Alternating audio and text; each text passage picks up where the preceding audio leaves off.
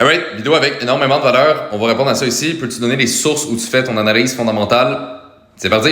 Alright, donc voici le setup de trading que j'utilise 90% du temps. Il y a pas mal d'autres sites que je vais regarder aussi, mais c'est juste pour des recherches. Fait que la plupart du temps, là, c'est vraiment ce qu'on a juste ici. Fait que premièrement, on a TradingView. Bon, ça n'a aucun lien avec le fondamental. C'est juste là que je vais regarder les graphiques. Après ça, l'écran, le plus important, c'est ça ici. Donc là, on a Twitter. En fait, c'est une version plus avancée de Twitter.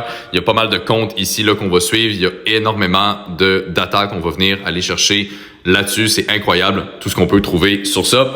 Et à côté, on a Investing Live, quand même assez connu aussi dans le monde du trading, mais pas mal d'articles au niveau du fondamental. C'est là que je vais lire un peu plus en détail qu'est-ce qui se passe dans l'économie. Ça va m'aider à faire mes idées.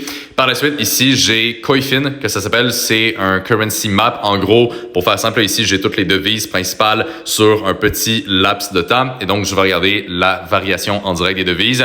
C'est surtout un indicateur de volatilité que j'utilise, mais c'est pas mal ça. Puis ici, on a le calendrier économique. Ça change quand même souvent là, quand que je vais faire des recherches fondamentales. Souvent, je vais mettre d'autres choses là-dessus, mettons Trading Economics pour voir les données. Et ici, j'ai Discord avec la communauté, donc le groupe de trading qu'on a avec les étudiants du programme. Donc bref, ça c'est pas mal l'essentiel, mais comme je dis, il y a d'autres sites que je vais regarder. Donc Trading Economics, ça va être pour les données économiques. Je vais utiliser Seasonax, donc ça c'est pour la saisonnalité. Je vais utiliser le Fed Watch Tool, donc pour voir les probabilités des coupures de taux d'intérêt et ce qui est pricing au niveau de la Banque centrale américaine. Enfin, bref, il y a d'autres sites comme ça, mais en général, c'est vraiment ce que je vous ai montré juste ici.